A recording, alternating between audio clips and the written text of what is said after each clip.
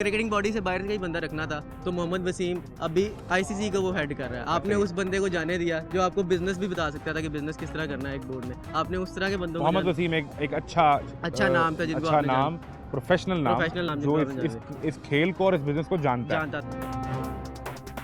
वो पता है आपका होम ग्राउंड है, आपके पास एडवांटेज है। आप स्पिन में टेस्ट मैचेस आप इस तरह जीत के आ रहे हैं कि आपके पास स्पिन से आप 4-4 दिन में टेस्ट मैच खत्म कर रहे हैं। तो मेरे ख्याल में तो सबसे पहले आपको प्रॉपर स्पिनर्स की ज़रूरत है टीम में, जो अब तो ऐड नहीं हो सकता। अब तो ये 15 लोग हैं ना, इन्हीं के साथ जाना है हमें। इनको रेट करें, इस सिलेक्शन को आप रेट करें आउट ऑफ 10। मैं इस सिलेक्शन को रेट नहीं कर सकता क्योंकि आपकी टीम पॉलिटिकल इन्फ्लुएंस के थ्रू बनती है। क्या पॉलिटिकल इन्फ्लुएंस है? आपके चेयरमैन पॉलिटिकल इन्फ्लुएंस के थ्रू आए हुए हैं ना। एक क्रिकेटिंग बॉडी नहीं है आपकी किसी भी मुल्क में। श्रीलंका इसीलिए बैन हुआ था कि उनकी क्रिकेटिंग बॉडी इन्फ्लुएंस हो रही थी पॉलिटिक्स से। जो मौजूदा चेयरमैन है उनका टीम सिलेक्शन में तो कोई किरदार नहीं है। उनका सिलेक्शन कमेटी बनाने में तो किरदार है। वो अपनी लाइकिंग से बंदे लेके आ रहे हैं सिलेक्शन कमेटी में। अब सिलेक्शन कमेटी में कितने लोगों पर आपको लगता है कि ये मिसफिट है, इनको नहीं होना चाहिए था? पहले तो सवाल आपने सिलेक्शन कमेटी पे उठा दिया ना। 15 लड़के जो खेलने जाएंगे वो तो बात पीछे रह गई जी। पहले तो जिन 15 को सिलेक्ट किया, जिन 4-5 लोगों ने, कितने लोग हैं वो टोटल? 4। इनमें से किस पे इतराज़ है आपका? मैं ऐसे Shafiq is a good thing जो सिलेक्शन कमेटी में होनी चाहिए थी। ठीक है, ऐसा शफीक अच्छा नाम है। उसके बाद अब मेरे ख्याल से मुझे प्रॉपर नाम नहीं आकिब जावेद है। आकिब जावेद तो हेड कोच है। ठीक है, आकिब जावेद तो हेड कोच है।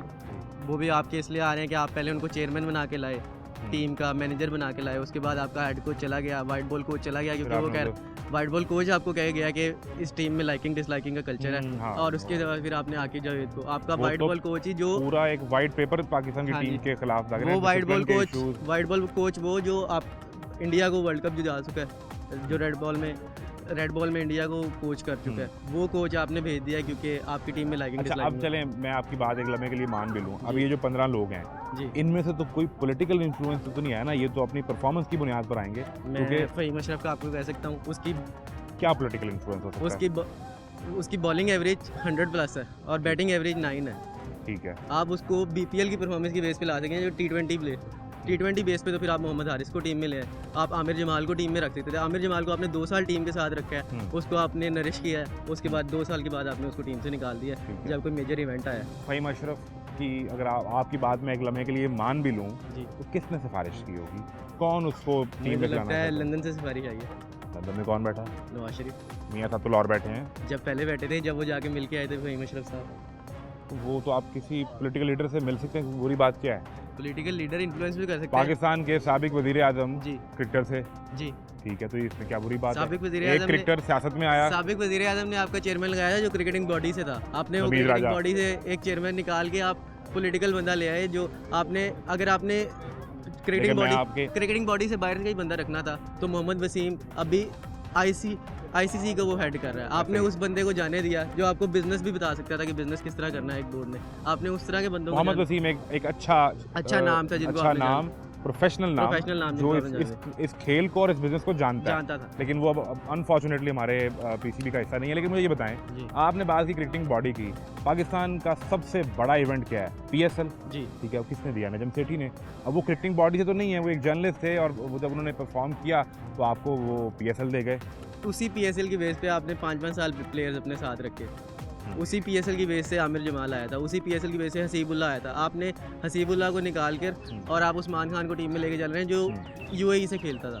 आप उसको उस बेस पे ले आप टी20 की बेस पे कभी भी ओडीआई का बैट्समैन। यही तो बात समझाना चाह रहा हूँ। अगर मसला क्रिकेटिंग बॉडी से आने वाले चेयरमैन का ही होता तो फिर नजम सेठी तो पाकिस्तान को एक नर्सरी दे गए ना पीएसएल की, कि यार यहाँ से लड़के ट्रेन करें और अपनी नेशनल टीम में खिला लें। तो इतराज फिर ये तो नहीं बन सकता? सबसे पहला मसला ये है कि आप डोमेस्टिक को छोड़ के आप लीग फोकस हो गए। आपने डोमेस्टिक के प्लेयर्स को छोड़ के, ये इतराज आपका जस्टिफाइड है। आपका जो डोमेस्टिक परफॉर्मर्स हैं वो अब मुल्क छोड़कर जा रहे हैं इस वजह से कि हमारा सारा फोकस पीएसएल लीग, और वो भी टी20 बेस्ड लीग। जो आप टी20 से आप ओडीआई के प्लेयर भी लेके आ रहे हैं, टेस्ट के बेस भी लेके आ रहे हैं। रेड बॉल एक फॉर्मेट ही अलग है, व्हाइट बॉल ओडीआई एक अलग फॉर्मेट है। जिस तरह अभी तैयब ताहिर जो खेल रहे हैं, आप उसको 7वें नंबर पे खिला रहे हैं। उसको डोमेस्टिक में स्पिन का सबसे अच्छा प्लेयर कहा जाता है। मैं आपकी बात समझा हूँ कि आपने टी20 की अच्छी तो टीम भर्ती कर ली, लेकिन आपके पास वनडे में खिलाने के लिए या टेस्ट में खिलाने के लिए कोई नर्सरी नहीं थी कि कहाँ से लेकर आए बच्चे। चलें ये तो एक मसला हो गया। अब फ़हीम अशरफ पे आप ये एतराज़ कर रहे हैं जो कि उनकी मियाँ साहब से मुलाकात हुई थी, तो ये कोई PMLN इन्फ्लुएंस हो सकता है। बहरहाल ये आपका एतराज़ है, हम इससे एग्री नहीं करते, लेकिन दुआ करें कि हम कोई अच्छा परफॉर्मेंस, कोई ऐसी इस टीम के लिए दुआ ही दुआ है। 23 फरवरी को दुआ ही दुआ है, लेकिन आप दुआ ही कर सकते हैं।